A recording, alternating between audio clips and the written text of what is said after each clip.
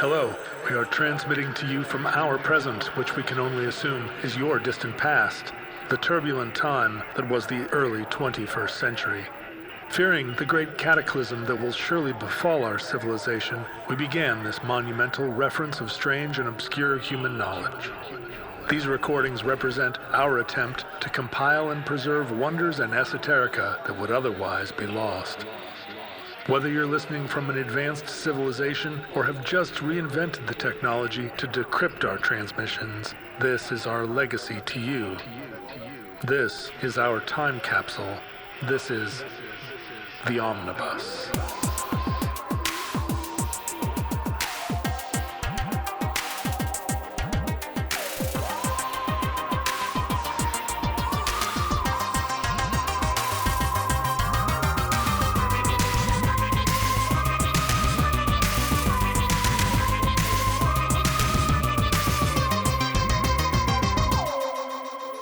You have accessed entry 1258.OB0102. Certificate number 50858.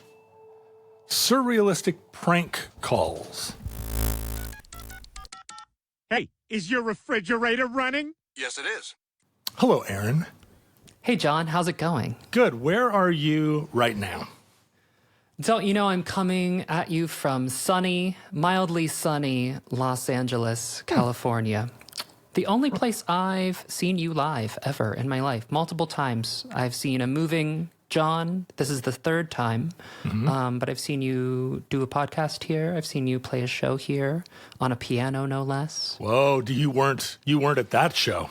I was at the Regent, yes. The show where I like halfway through the song stopped and said, "Please forgive me," and started again, and then did it again, and I think maybe did it a third time. Yeah. It was like there's that really good line from Mean Girls, like seeing a dog on its hind legs. Like this is the dog I know, but it's just it's in a weird. I love it. It was great. It was really special. I'm glad. See. Yeah, the way the show was pitched to me was we're going to get a bunch of songwriters that don't normally play the piano, and we're going to get them up there and just put them in front of a piano, and they're going to play their songs, but on an instrument they don't normally play. Yeah. And I showed up, and there's whatever it was, 6 other musicians. Mm-hmm. Every one of them a genius piano player who just didn't play piano in their band, but composed on it, and there was no piano that I could rehearse on in the backstage or anywhere in the venue. So I showed up, flew in from Seattle, had a cold, and then walked out on stage like, I've never seen a piano before. Yeah. And you owned it, though. I really was twisting. I was twisting in the wind, but that's nice. So you are an Angelino? Yeah. I'm from West Virginia, mostly based in Pittsburgh throughout my life, but I've lived here on and off for the last 10 years. I'm someone whose lizard brain dictates that their happiness is on a 1-to-1 ratio with how much sun I'm getting. Oh, that's nice that you learned that about yourself. Later than I would like, but... So let's talk a little bit about surrealism as it relates to your generation, because it's always been a topic, a popular framing on Omnibus, even when it was just Ken and me talking about the difference between being mid-Generation X and slightly later mid-Generation X. But now we're getting a broader slice of humanity here on the show. And so I'm being introduced to millennial culture from within the minds of millennials, which is a thing I studiously avoided knowing anything about for now 2 decades. I really didn't want to know. Keep it to listen yourselves. To your podcasts. I know that. I know your prohibitions and your prejudices. But now here we are, and I feel like I grew up in an era of prank phone calls, but in the Bart Simpson model of either calling someplace you knew and asking if their refrigerator was running. Yeah. Or actually going through the phone book and just picking randos out. Yes. But because you grew up in a different era of telecom, I'm guessing that it was a different game. To me, I have tried, and the figure about whom I'll be speaking, Longmont Potion Castle, the Surrealist prank phone caller, might be a Generation X person. Oh, yeah. He's an anonymous figure, semi-anonymous. Oh, no kidding. There's layers of mystery here. Is it anonymous because he is so irritating that if people knew who he was, that he would be in danger? Exactly right. Yeah. But I think I don't know that prank calling really resonated with millennials. I tried to do it. Maybe if we're attaching types of stereo to this demographic, stereotypes to millennials, maybe we're a little too sincere for prank calling. I know when I tried to do it, I used an E-Bombs World soundboard because I was too craven to use my own voice. And we did exactly as you said, picking a number. And I felt awful. Yeah. I felt so guilt-ridden about it. It felt really wrong to me.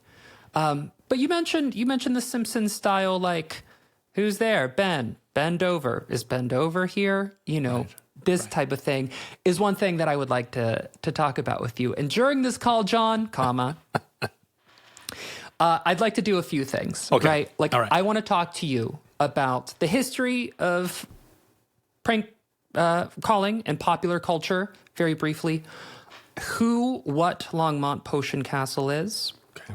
The 4 types of calls that he specializes in. Okay. And finally, and I think this is where it gets interesting, I'd love to have a conversation about this. The ethics, as I just kind of mentioned, feeling bad and guilt about calling, the ethics of pranking someone and where pranking is going in the age of, we hate to say it, AI, in the age of bots, in the age of spam. Where is pranking going? This is not a thing I have thought enough about. Yeah. I've been thinking a lot about where we're going, as we all are doing now, and where we're going with AI and media and stuff, but it didn't occur to me that pranking was going to change. And it might not. So, little teaser for later, after the ads. I am curious about the stereotype, as you say, of millennials and millennial culture being earnest and sincere, and that having really, because we talk about that quite a bit as broad strokes, as for a lot of people my age, representing like a cultural upheaval that maybe we don't, as much as we talk about it, which is so much, maybe we don't talk about it enough, even now, given how much of my culture was not insincere, but was, like, I grew up in a world where worrying about the feelings of the person you were prank calling wouldn't have occurred to anybody. And I think it was maybe because we thought of the world as being sort of monolithic and conformist, and the people that were out there just generally were non-player characters, or were moms and dads that deserved what was coming to them, or or they were cops or whatever. They were people that we weren't worried about. Yeah. And something happened where I think you guys don't like cops just as much as we didn't like cops, but you were more worried about people's feelings. Bunch of different ways to take this. I am not a nerd, even though I'm on this podcast. Okay, because I'm not a nerd either. Hey, game recognized. We're both cools, right? So yeah. But that didn't. That's not to say I didn't experience difference as a kid. Sure. For probably all types of ways. The type of kid I was basketball kid. I was video games kid. I was music kid primarily. And that was Dream Theater, and that was Metallica, but it was also Yes, and it was also Led Zeppelin. You were an alternative metal kid. I was. Operatic jazz. metal. Well, I don't get the symphonic metal out of here. That's what I say. I don't really know where I'm going with this, other than to say I think I even as a kid, as a sensitive kid, I was sensitive to difference and feeling different, and so I think millennials are sincere. Casting forward a little later, like I grew up in like CMJ college and culture, like college radio was huge for me. This is the era of Iron and Wine and Chromeo and Merriweather Post Pavilion, these are very sincere things. And I think, anyways, going back to that difference I felt like in middle school where everyone is mean to each other. I think trying to prank call someone felt like it was very clear to me that I was becoming the bully. Or something. Right. And that felt wrong. It felt, like making someone feel, different. Because what happens during a prank call, and maybe we can get to this, is that you are experiencing in real time, witnessing, or by listening or doing it, inflicting it yourself. What's happening psychologically is really interesting because you are exciting that fight or flight thing that we all have. And as you are doing this, there is a decorum that the interloper, whoever picks up the phone, has to adhere to. There are rules to this, right? And you are violating the rules, but they don't know that yet. And this is what Longmont Potion Castle does really well. And you are gaslighting them super slowly. And what I wanted to do and what other prank callers do, Jerky Boys included, again, we'll get to this, is very like punchline driven. But when we get to Longmont, after Jerky Boys, after Crank Yankers, and everything that came before it, we're seeing that the punchline is, there are punchlines, but that is not the point. The point is that this is an almost TikTok, Instagram reel style of dopamine, where instead of flicking, you're hearing a 3-act structure of this introduction, and then there's conflict. They're realizing what's going on, and they go through this sort of dabda-like denial of death, where they're clinging to their dignity, and some folks respond super violently, and some folks say, oh, what do I have to lose? This is how often do we get a phone call during the day? This is delightful. I'm going to play along. So that's the type of non-punchline art that I see happening here.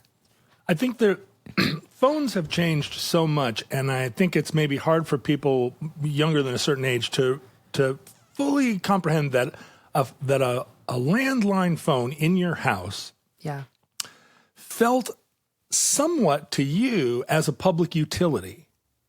It was not a personal device. It didn't belong to you exactly. It was when the phone rang, it was like somebody knocking on the door. It wasn't a thing. You almost never just hung up on somebody unless you were really provoked. And you answered it. Like you didn't ignore it either, no matter what you were doing. If you were in the bath, if you were in the shower, you ran for the phone. And it wasn't that the phone had so much more, it's not like there were so many more wonderful phone calls, although there wasn't really spam. It was mostly people that you knew or that had important information for you. And now I have no compunction. The phone rings. Most of the time I don't answer it. If I do, and there's even a pause where you hear a click in the background, I hang up. You're out. I'm out. Yeah. And it's just funny to think back because I've actually been prank called in the old days on a landline. And you use the word decorum. There's a script that hello, and I used to say, Roderick Residence. And then, may I help you? I don't understand what you're trying to say. Well, are you looking for, like you stay in the game a long time, because it's possible that the person is confused, that the lines are getting crossed, I wonder, we'll talk, I'm sure, later about the future of pranking, but I feel like we have to be at the end of this era of cell phone. The way we're communicating now is not going to be the way we communicate in a decade, I don't think. It's a closed form. It's a closed form. It's no longer active. We can't do it anymore. History of pranking and popular culture. No, okay, so there isn't just aperture out, 10,000 feet in the air. There isn't a single agreed upon answer to like, what's the first prank call? But the earliest documented prank calling activity dates to the 1870s, almost immediately after the telephone's public rollout. One standout in the earliest printed account of a prank phone call known to historians, this is great, is a caller who would repeatedly call undertakers to falsely report deaths and send them on a wild goose chase for coffins and funeral supplies. There's a really great Atlas Obscura article about this, which is cool because those were traceable calls. The only anonymous calls came from phones stationed at something like a pharmacy. The switchboard could trace everything back. That's the first note. Again, I'm going quick. Middle period. In terms of tech, not in terms of time, in terms of technology. Let's talk about the tube bar recordings. So we're around the 1970s now. These are the types of phone calls you mentioned earlier where you're calling a bar. The tube bar was a real bar. And so, someone would call and, what's a good one? The Simpsons use these all the time. Yeah. Hey, would ya? Hey, would ya is my very favorite because it's so implausible that that's someone's name. Hey, would ya? Yeah. Hi, I'm Hey, would ya? Although you get when pranking was enough of a thing, you do get your ear gets attuned to that kind of wordplay, but there's always somebody that can say it just right that you don't catch the. That's where the artistry comes in, I think. It is an art. It is. Modern period. Let's talk about this. So this is what I think is a dark time for prank phone calling. I don't have a high opinion of the Jerky Boys, right? We're in the late 80s. This is very unsuspecting victim, vulgar language, which I've never used, just punchline-driven calls that are sort of punish the elderly and the unsuspecting. To me, that's not funny, right? There's no art to that. We get to crank yankers eventually, which combines celebrity with puppetry and pranking, which is okay. I remember discovering Ween from that show, so that was cool for me. Sure, arguably their entire career was a prank, but yeah. Okay, we're going to fight about that later. This is the Baba Booey era, right? Like I don't have a high opinion of it either, although I do like crank yakers, as I said. Let's talk about Longmont Potion Castle. We're already to Longmont Potion Castle. How'd you like it? Was it swift? I mean, you got us there. I do feel like the difference between kind of the first example you used and the later stuff is that there are prank calls that actually send people on wild goose chases where it is using their resources. Like it's more than just a mind prank. It's a thing that is causing like either a normal or maybe a bad victim, somebody who deserves it. But it's actually causing a disruption in their real life day and not just annoying them on the phone.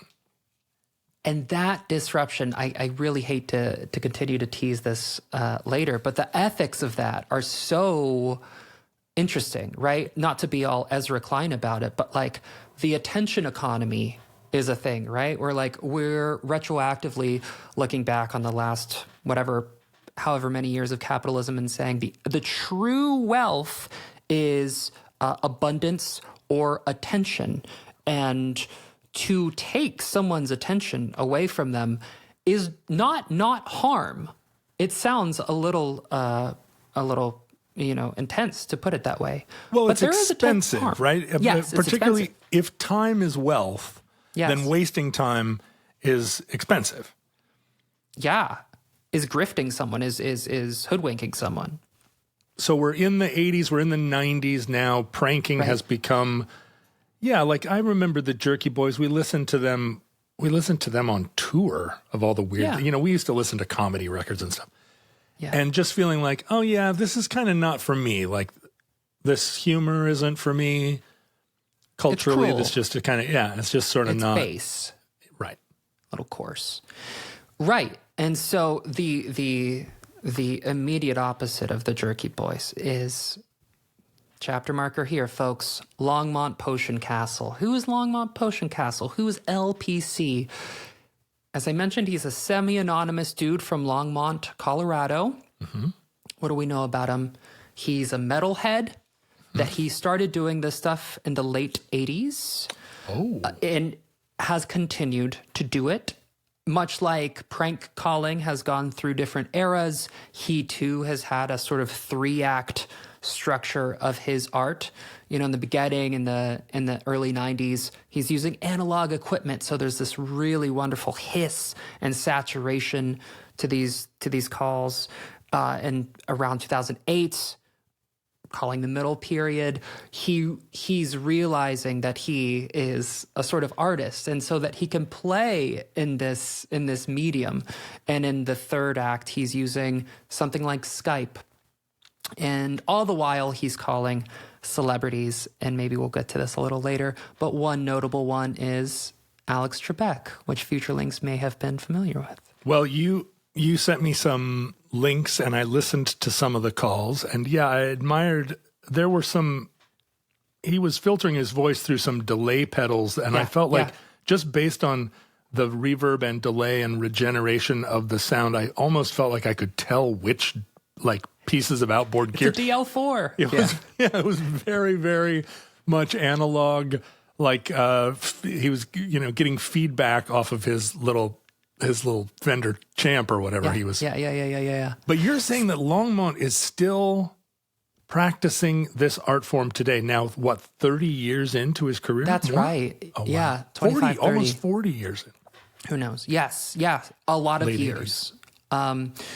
Some aliases he's used when he picks up, there are hundreds, if not thousands, of, when he is asked, who is this? They're all different, usually. Some favorites of mine include Pumpernickel Bracket, Spicy Legato, Flip Liquid, Flip Liquid, Shaquille Frick, and lastly, and I like the simplicity of this one, Brent Bump. Brent Bump. The West Virginian really came out of me there. It does feel like Brent Bump could be somebody from West Virginia. Yeah. Oh, I've met Brent. But I'm astonished that this person presumably also has a job. And you're saying as a longtime fan, you have no insight into who Longmont is? I want to protect the mythos of this guy a little bit. There are some things that are known about him. We've done some Kremlinology, which is a word that some unknowns. Oh, yeah. I got from your other podcast. So I think he's a metalhead. A lot of people in like the metal community, of which I'm a part, really love Longmont Potion Castle. The way that I got involved in all of this, the way I even heard about it, is sometime in college during my sincere period, my blue period.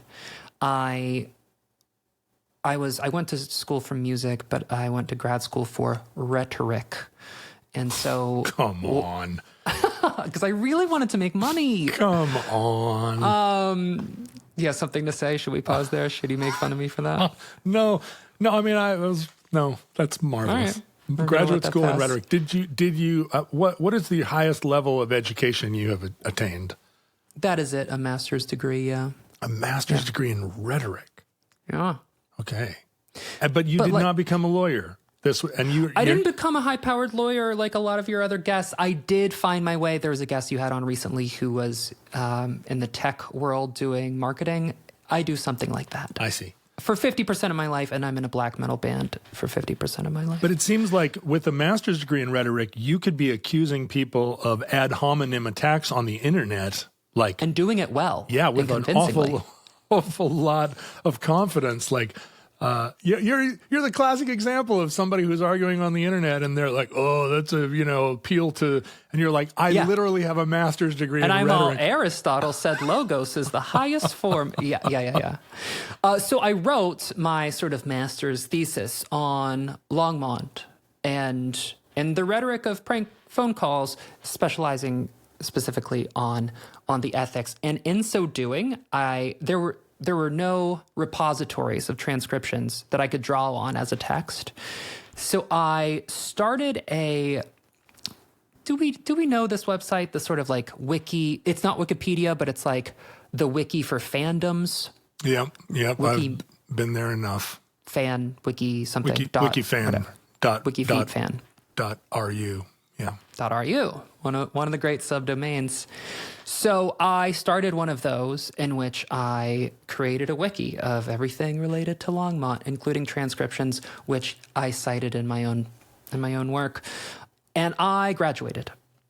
And I forgot all about a lot of this stuff. And I moved to Los Angeles in 2018, and I got a Twitter DM saying, hey, we really love the wiki. Would you be interviewed after Wise Blood as part of this documentary about Longmont?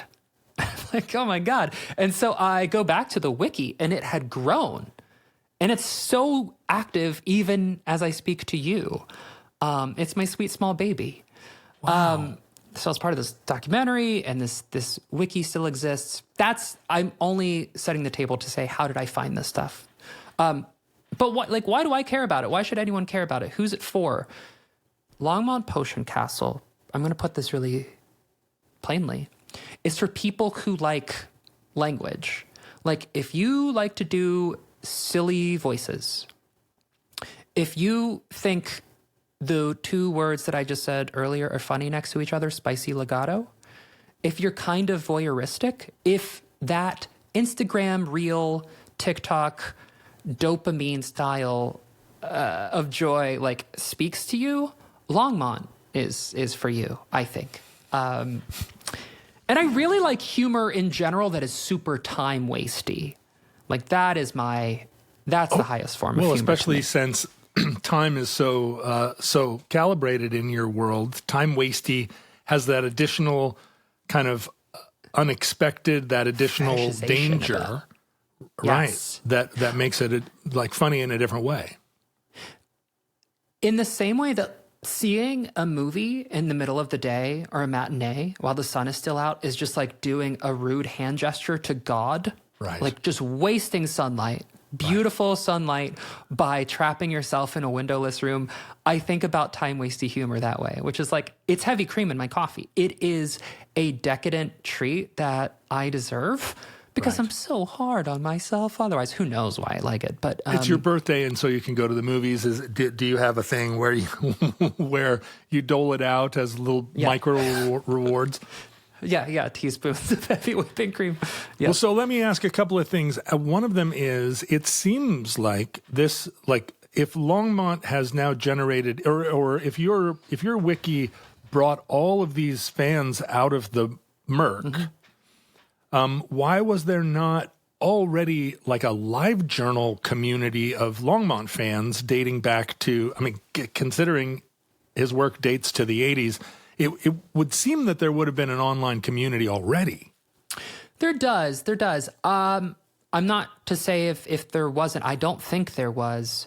But I think the quickest, easiest, best answer to this is, I said earlier, I'm not a nerd. This appeals to so few people that the idea that there would be a community around it just like just does not, make sense at all.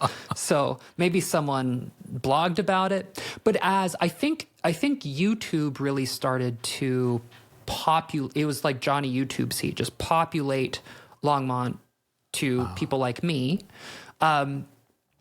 So. Yeah, I think that's why. It's just like so unappealing, or it's so specific or so niche.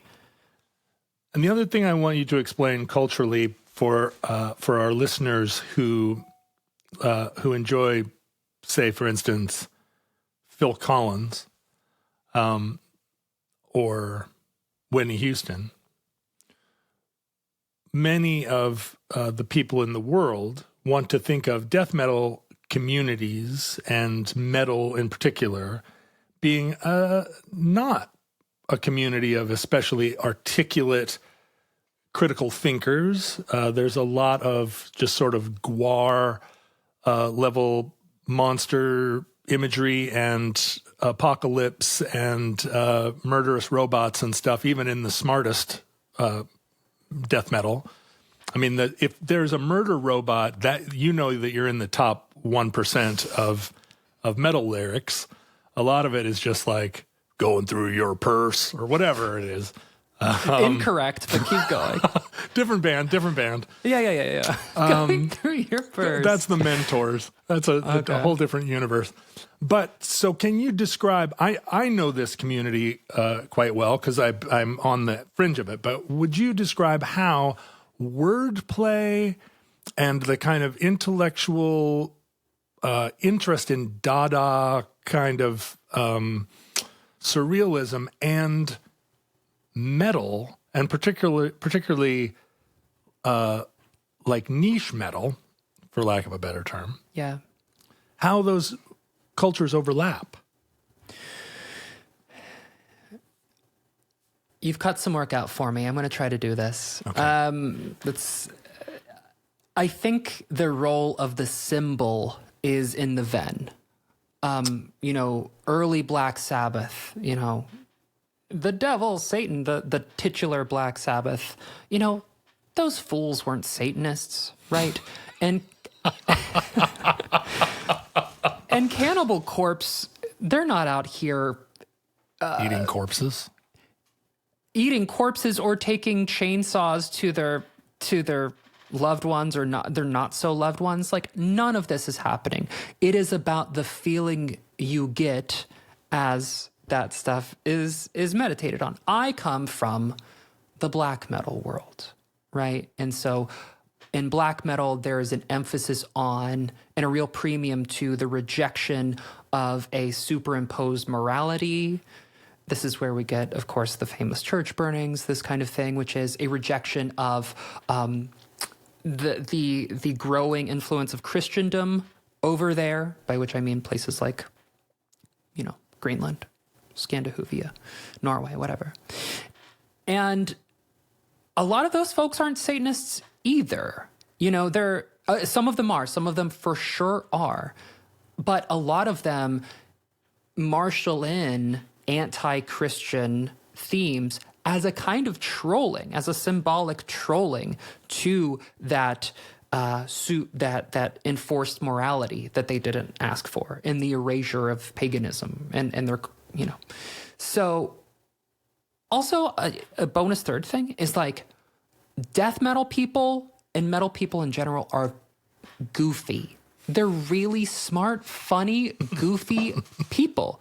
The punks and the hardcore folks, they're super serious. But the knuckle dragging death metal drop G, nothing beyond the fourth fret communities have some of the smartest, as you say, smartest and funniest people in there. And I think these are people who culturally really appreciate contradiction, the unification of opposites, where there's this, there's this imagery, the shirt I'm wearing now, you've seen Cannibal Corpse shirts. With being try to read the font. Try to read the font if you're over like 28 years old. Try and figure out what the hell that says. Hypodontia is the band. I think that is a fear of not having teeth. Who knows? Anyways, these people care about contradiction as I do, and I think I've really specific things all of my life, and these are very specific things that glue these communities together. And so, there's a real value on just being goofy in a van and when you're in a band. So here's the specificity. In a way, it's like loving a band that no one's ever heard of. There's this prank caller that's doing this presumably not for profit clearly not for fame. Yeah. Profit. When I say not for profit, do you agree, or was there money in this in 1989? So, yeah, right. Probably not. I don't know his motivations, but I do know that he, like, you could go to durecords.com, which is his record label, and buy Longmont 9, Longmont 11, Live in 25. He has like bundles and shirts. And one more thing about the cultural thing. Like, I think liking Longmont Potion Castle is the Fernet of musicians. It is the secret handshake. Like, if you know LPC, like, you know that you're talking to a real one. Someone who could do bits, someone who's genuine, someone who has a good sense of humor. On the internet, it describes Longmont Potion Castle as a musician. Is that accurate? It is accurate in some of these records, and he numbers them usually. So Longmont LPC 9 is the ninth release, for example. There are metal interludes. He's a metalhead, right? So, and I think we don't know, capital W, we don't know, but we think that he is a metal producer. I think that much is known, actually. Oh, he's making records. He's making records. Who knows which records? It seems like if there was a really prominent studio in Longmont, Colorado, where metal records were being made, that this could be a clue. Like, the mythos is much more fun than being like, yeah, how big is Longmont? You know? Right. You could book 2 days for $350 a day and get in there and actually do some calls. I'm sure you could. I've been to a live show where he calls in to the show and he asks people in the audience if they have any, celebrity numbers, and that he can do live over the PA, and it's a really cool experience. So I think, yeah. And people in the audience are like, yes, I have Diddy's phone number. I have Diddy's phone number. The same venue I saw you at last in Los Angeles, the Regent. I think it was the Regent. Someone had Anthony Kiedis's number. Awesome.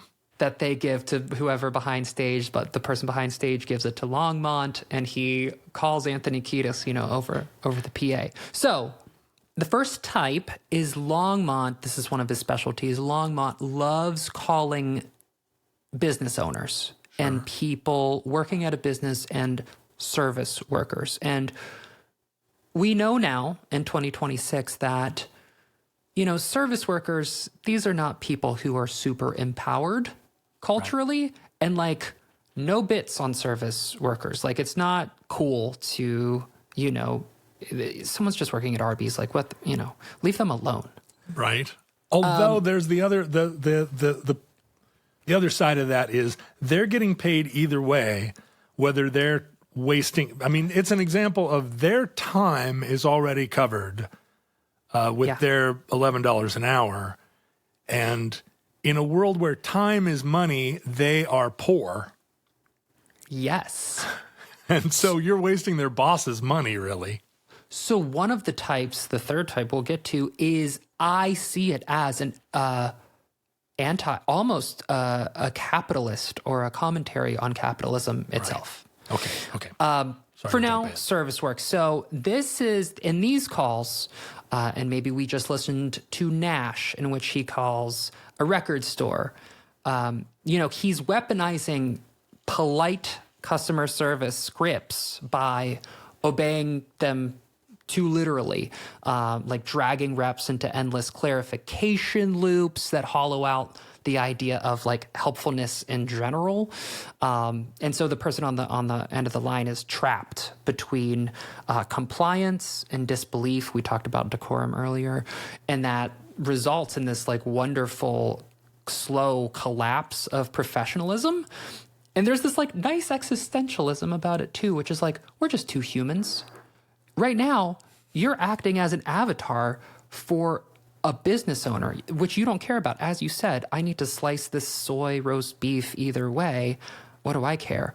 Right. And so through these backs and forths, we're figuring out we're just two people, but you were pretending to not be. And I'm calling you out a little bit. It's a beautiful, beautiful dance, I think. But you have to feel, as I do, that listening in is also cringe. I mean, it's like it's annoying as F.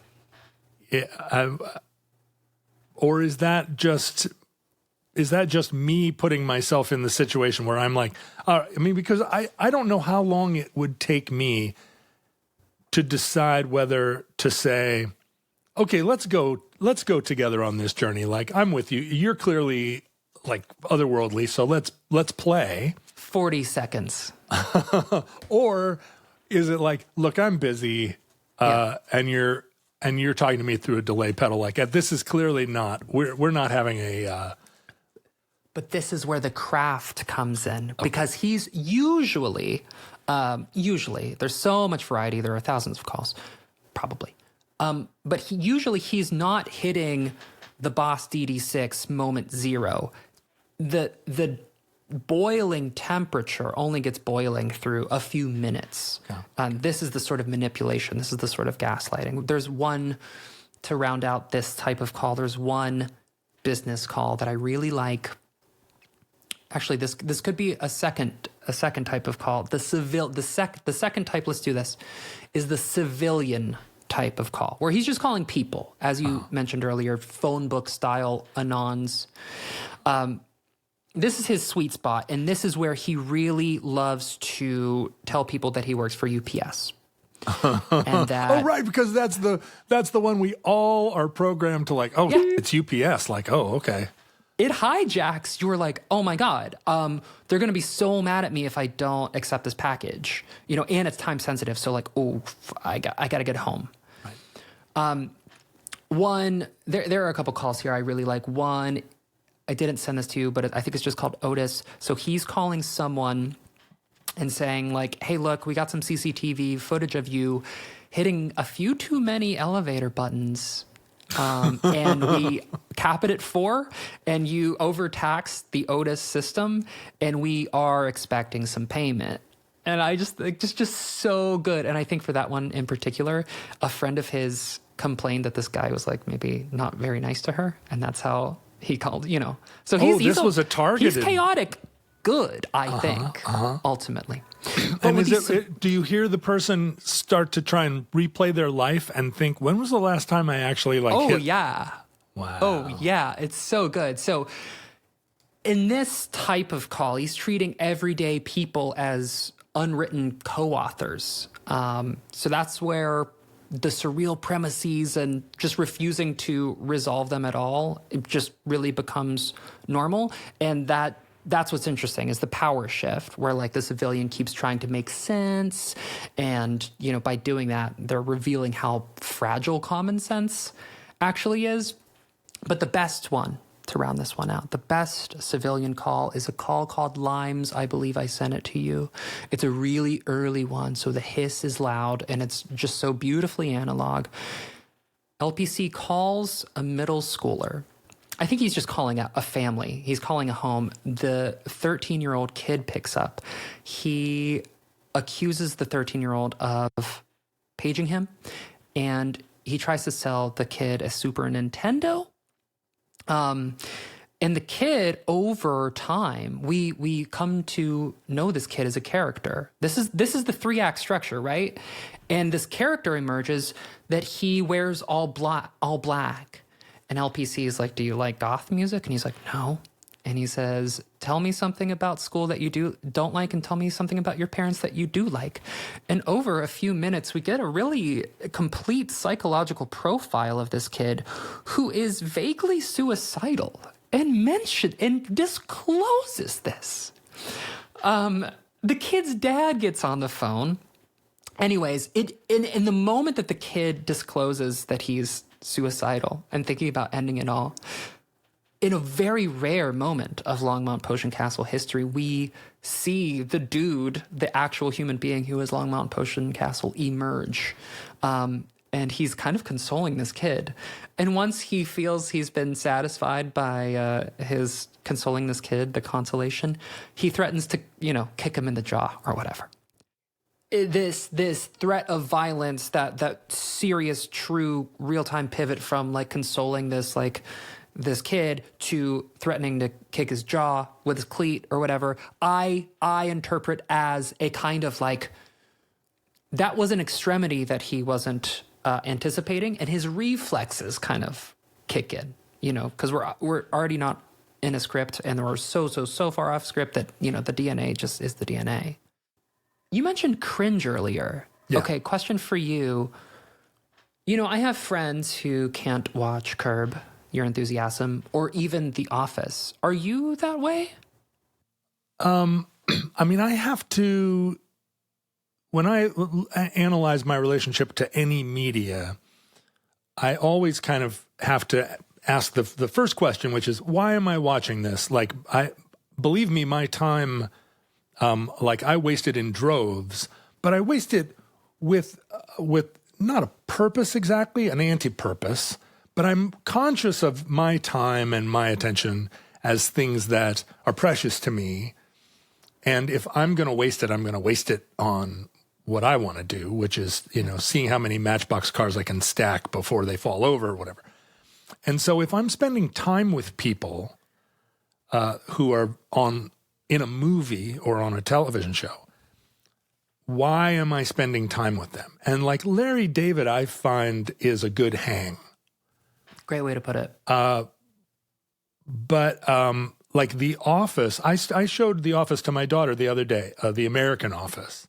And after the 4th episode, she said, does this ever go anywhere? Is this just what it is? Do we just every day show up in this place and it's like this?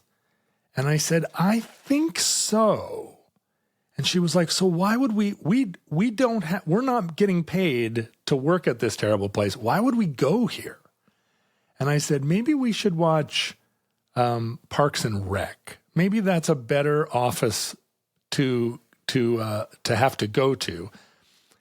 And as she asked it, I had to ask myself the same question. Like the British office, it was so short and it was so novel that it felt like I can't believe I'm in this place because it resonates so much with things that no one had ever given voice to. Like, oh, these people are real. This is the world. But so in answer to your question, like, I don't consume cringe content in the same way that I don't really consume horror content, because because it is a form of horror content in a way, because what it does is it's toying with my emotions and exploiting my sensitivity in a way that just feels like, look, I can exploit my own sensitivity. I can be with myself all day. That's what having an inner voice is about. And so, yeah, I mean, that's my relationship with cringe. I don't like watching other people twist in the wind exactly, except when you suggested that Longmont actually sometimes targeted bad people, like real life bad people, which it seems to me when we talk about the evolution of pranking, though our modern sensibilities would seem to be ones that pranking would be political always, that you would always be looking. Well, everything's political. Well, right. And so any prank that targeted anybody that didn't deserve it would be an assault, and every prank that targeted somebody that did deserve it would be an act of liberation. Yeah. Right. Except you don't agree with that. No, it's not that I don't agree with that. I believe I don't want to jump ahead. Although I see. All I can do is jump around like a rabbit on crank. I ask about the cringe because I don't have internal barometer that says this is so hard to watch, turn it off. I'm pretty inoculated against that. So I was wondering if someone who is like normal in that way, how you would maybe like some of this stuff. How do you feel about horror movies? I love Home Invasion in particular. Okay. I love all the body horror coming stuff from inside the house. Yeah. I like to be titillated. I'll just say it. I Sure. think that's what we're getting at. I Sure. think cringe, is a titillating feeling. It's very censorious. It's very, Let's keep going, though, because Okay. my promise to make this swift still stands. The third type of call for Longmont is the most interesting, I think. And this is where we start to talk about the political stuff a little bit. And by the way, I'm only referring to calls that are like freely listed on YouTube because although he's anonymous-ish, he's pretty protective of his work. And so this type of call is not really listed on YouTube. What type of call is it? It's the institutions. He's calling institutions. So we talked about, in the beginning, we talked about service work and business folks. We talked about civilians. Now the institutions themselves. So he'll call, there's some calls, he'll call a municipality or something about zoning, say. And this is where it becomes kind of academic. So, But why wouldn't these be the main ones that were publicly available? because you have to go to DU Records and buy the discs or buy the downloads. So this is the most pretentious I'll be. I promise. Even though I did talk about black metal a little bit. You do have a master's degree in rhetoric. So. Correct. So I don't know if futurelings will have heard of Mark Fisher. Most known, he was a writer, most known, now deceased, most known for capitalist realism. And so he paints this picture of there is no, I hope I get this right because there will be comments if I don't, maybe. He paints this picture of there really being no alternative to capitalism. When you say capitalist realism, is he or are you differentiating it, or is it a reference to socialist realism, like the painting style? No, just the governing style. Okay, got it. Fascinating read. It's so good. I hope I got that right. There's no alternative to capitalism. Basic that it is, and it catalogs a lot of the ways in which it punishes you, from the medical industrial complex to the bureaucratic complex. So there's this wonderful scene in the book where he's painting a picture of being caught in the phone tree when you call insurance or you call your medical provider as metaphor for the exhaustion of capitalism. So you get these automated menus, infinite transfers, the call being dropped as soon as it's escalated, recorded apologies. It's so good. Like, this is the mechanism. This is what capitalism does. It grounds you down. It grinds you down, not by force, but through process, through exhaustion. And when LPC is calling a zoning committee or whatever, he's turning. The mark is not the person answering the phone, even though that's what it sounds like. They're an avatar for the institution itself. So this is what we see in the sort of middle period of Longmont, where the people, the humans picking up the calls are just humans. They happen to have picked up. But the real commentary is the institutions and the processes themselves. And in this dude's head, in Longmont's head, he might not be thinking about it this way. Again, this might be the most pretentious I'll be here and the most academic I'll be here, but that's how I read it. Is this you or is this you and your coffee clatch? Like, is there a whole level of Longmont critical theory? I am the primary interpreter of his work. That can't be true. That's I'm marvelous. kidding. But maybe, maybe it's me.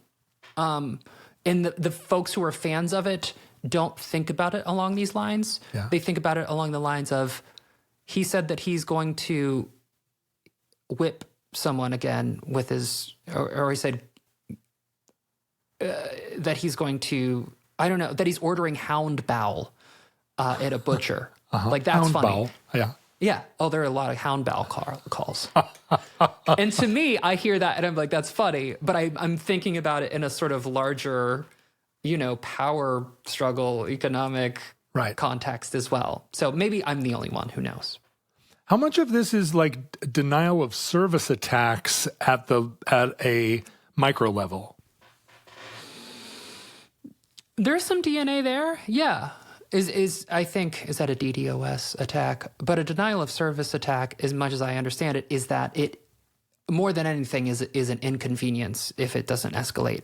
I mean, it seems like maybe one future of this is AI generated robocalls that are calling customer service numbers, so that all of these awful customer service situations get gummed by AI robocalls to the numbers. Like, hey, I have a problem with my radiator, and although it would ultimately be inconveniencing all the people that had legitimate calls trying to get through, this would be a way of actually costing.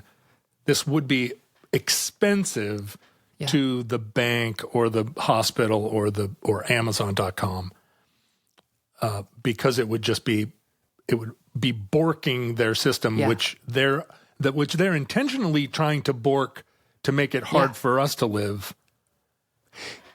There may be a vigilante justice angle here that we can't know because justice is about intent in part, right? So we don't know. Him.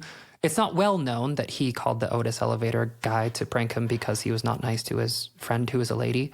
But maybe a lot of these calls are like that, and we just don't know.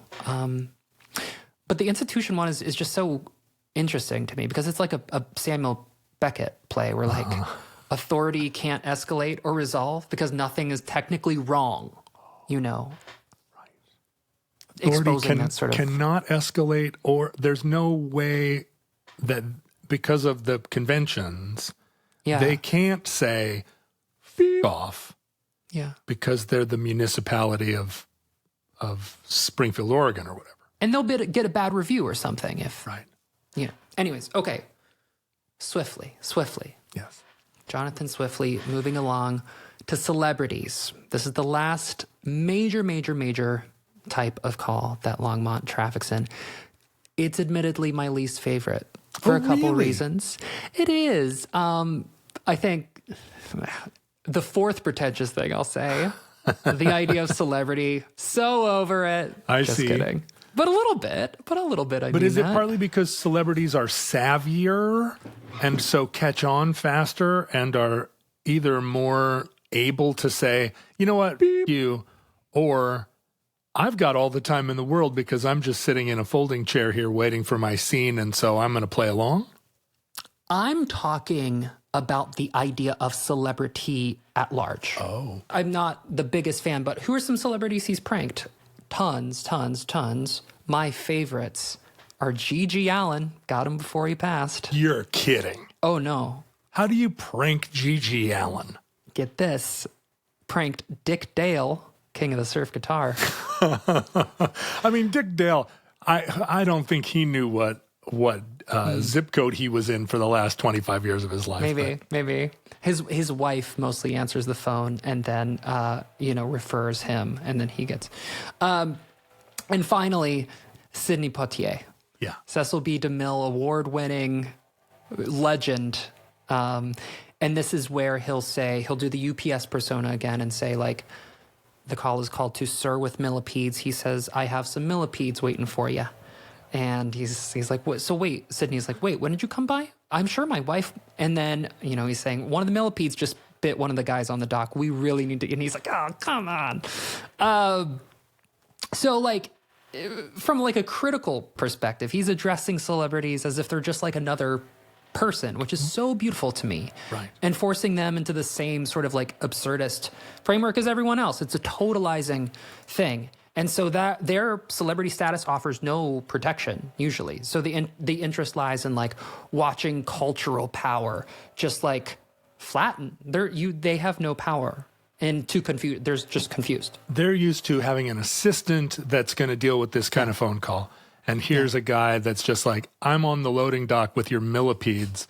And Sidney Poitier. I mean, when I listened to that call, you could hear him in his sun-drenched living room with his mid-century modern furniture.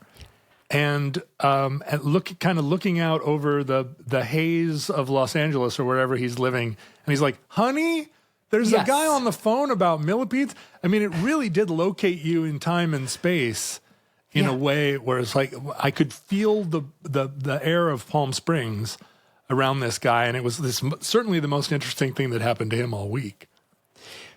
Totally. I think I really like that you could hear people thinking on these calls. I think that's the voyeurism of it for me too. The one with Alex Trebek and Jeremy Piven, like those two are. Jeremy Piven is very savvy because he caught on instantly. He's great. Then Alex had talk about a dad. You know, he's just like, I think that this is some kind of shenanigan, and listening to Jeremy Piven.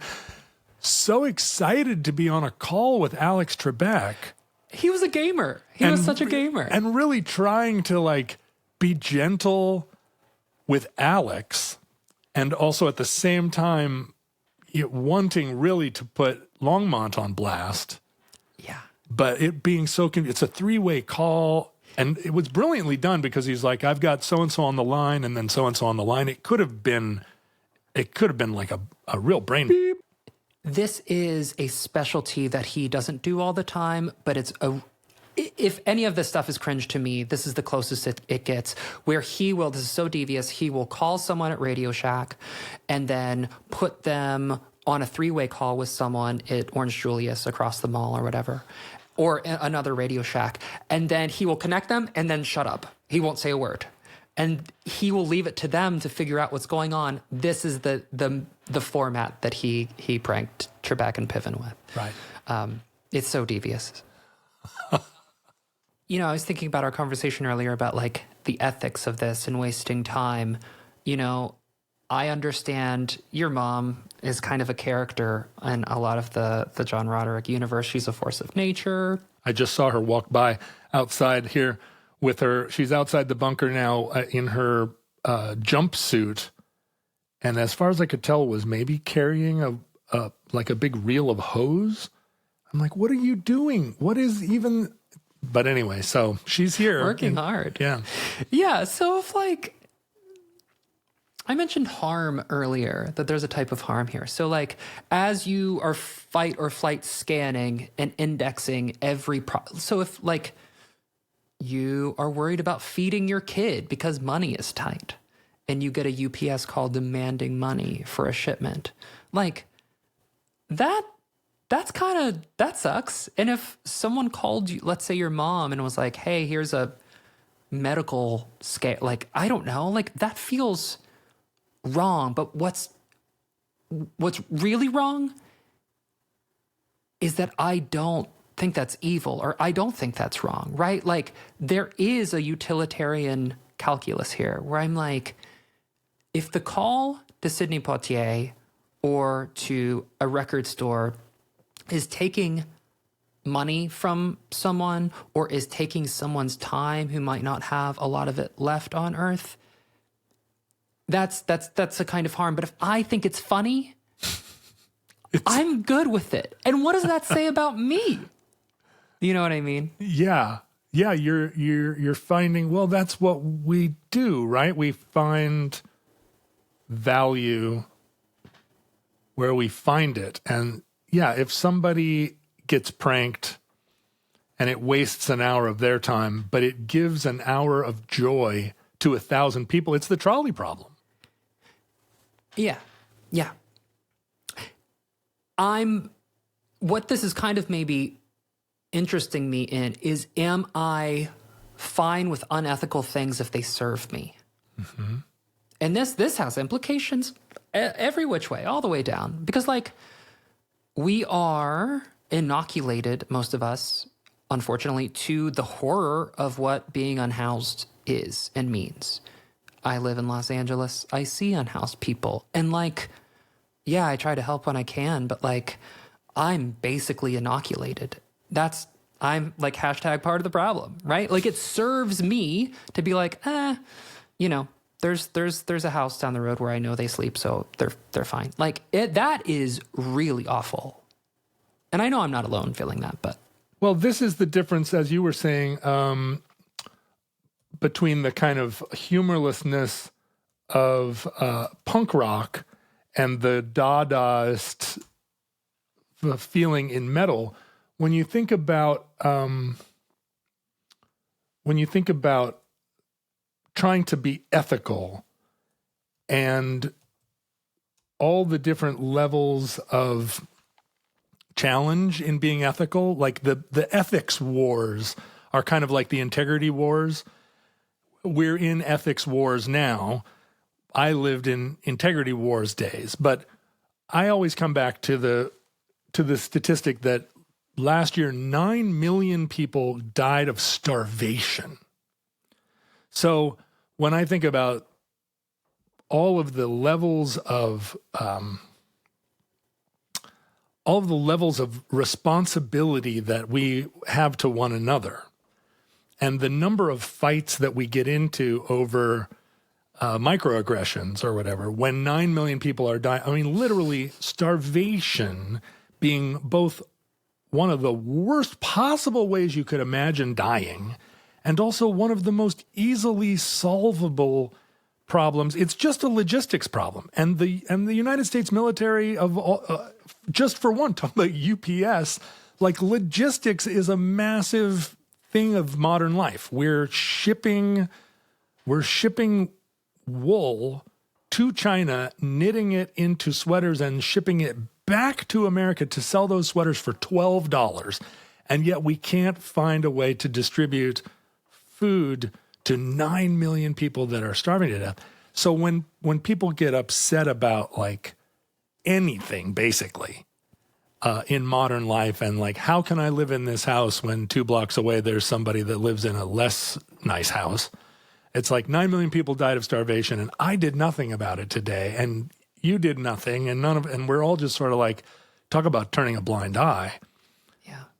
So that's my hot take on like, what are our ethical obligations and where the line between I'm just trying to get from my whipped cream on top of my coffee to bed tonight without feeling like I'm a waste of space, that actually is real too.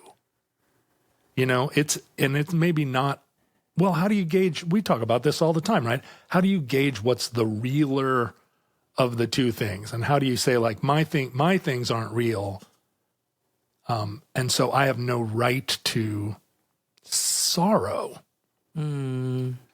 where we all have a right to sorrow. Yeah. We solved it all just in that.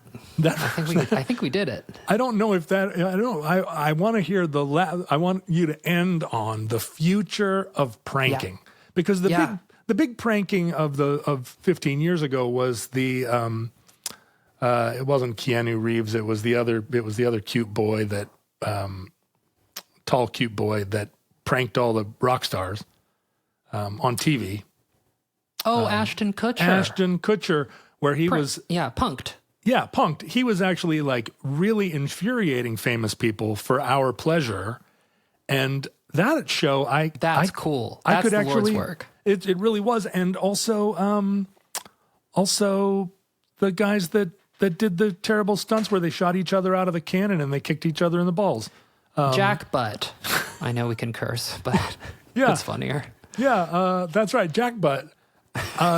There was quite a bit of pranking in that too. Pranking just normies and even the way they pranked each other, where they had to know every day they woke up, they had to know somebody was going to kick them in the balls, and yet they always got caught out. But that feels so 15 years ago. It really does. I can only kind of speak. I'll speak to the prank phone call aspect of it than the general aspect of it. So when it comes to telecommunication and pranking using infrastructure, I used this phrase earlier. It's a closed form. The millennial or not, the presumption of sincerity is gone. It's been erased in the last, 3 or 4 years. Whoa, really? Is this a Gen so. Z thing, or is this just the world has gone sideways enough that sincerity is no longer The latter. I think it started with deep fakes. It started a long time ago, but I think palpably, AI, bots, deep fakes, all of us getting however many calls per month that our iPhones, helpfully say potentially spam. Like, Right. It's just it's a grift everywhere or something, or it's Russia or whatever. So because that has collapsed, like, this art cannot evolve. It is done. In as much as the Omnibus is an archive of things past, I think basically the project of Longmont Potion Castle can't evolve after this. I hope I'm wrong. But for me, that's kind of beautiful. Like, harpsichords were so, like, I love thinking about this, that Bach never played on a piano. He never left Germany. He never played on a piano. He only played in, not in churches, but a lot of in churches, and he played on harpsichords. That were tempered weirdly. We don't even understand how they were tempered. Yeah. Yeah. And they got replaced by the pianoforte. They got replaced in the salons or whatever. And but we now can go to Baroque thing. We could still celebrate this body of work because it is so good and it will evolve. Like, sincerity, and I feel like you are very articulate on this, sincerity will find a way. I think you believe in sincerity. I think like a little dandelion in the cracks of, the bots and irony of the brutalist architecture of it all. Like, it will find a way. And when it does, LPC or someone like it will be there to pluck that flower. Well, I really do think that in the next decade, we're going to need to retract not just the number of people that have access to us, but we're going to have to retract from having unlimited access to everything. I can no longer handle the amount of media I have access to because I no longer believe any of it is real or has any information that I need, but I still have access to it. I still am compelled, and I need to have artificial walls now, or self-constructed walls. And once we start building those walls again, where we say, nobody comes in here that can't verify themselves. I'm not letting anybody contact me. I'm not consuming any media that isn't verified. I'm putting a blue check mark on everything that comes in the door, and it's not one you can buy. Then pranking, again, is trying to get into a walled city, right?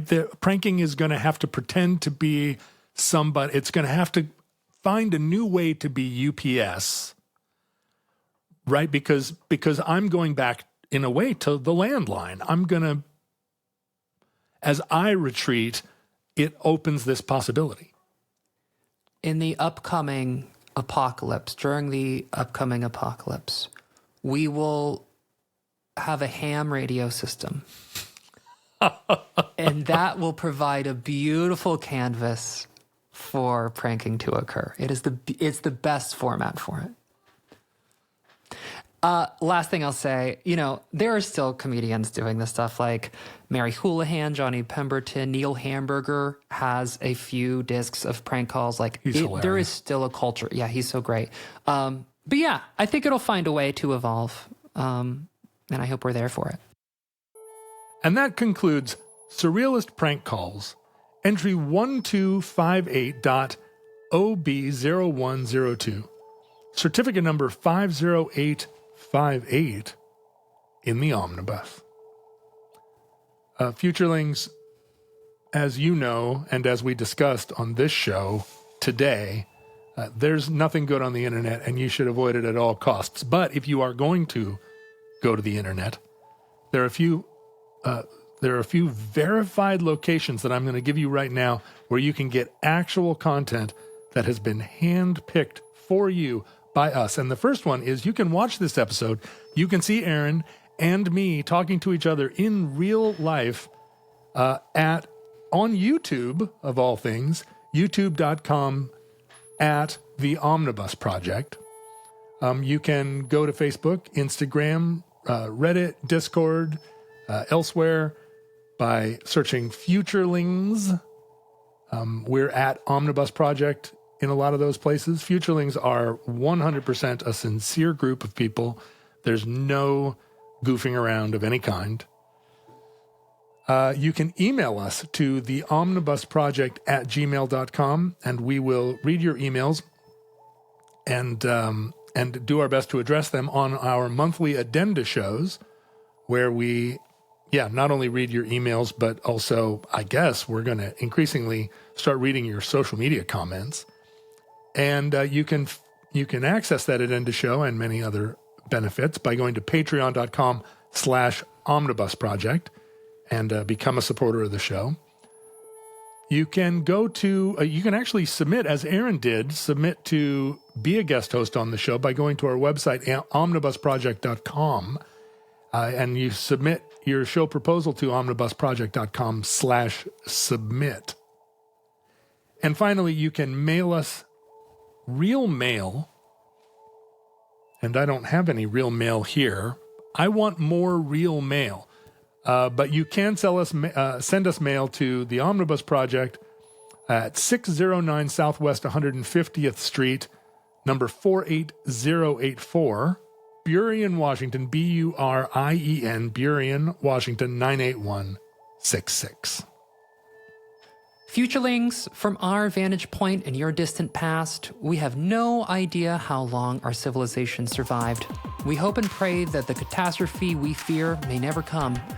If the worst comes soon, this recording, like all our recordings, may have been our final word. But if Providence allows, we wish you many goods and cheese, and hope to be back with you soon for another entry in the Omnibus.